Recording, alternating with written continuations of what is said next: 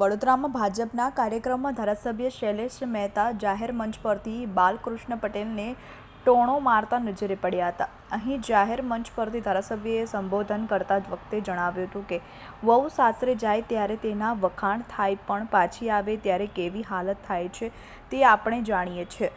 તમે જ્યાં જાઓ ત્યાં વફાદારી સાથે રહેવું પડે। આપણે જણાવી દઈએ કે ડભોઈના પૂર્વ ધારાસભ્ય બાલકૃષ્ણ પટેલ થોડા સમય પહેલાં જ ભાજપમાં પરત ફર્યા હતા। વર્ષ 2022માં ભાજપે તેમને ટિકિટ ન આપતા તેઓ કોંગ્રેસમાં ગયા હતા અને કોંગ્રેસમાંથી વિધાનસભા ચૂંટણી લડી હતી, પરંતુ તેમની હાર થઈ હતી।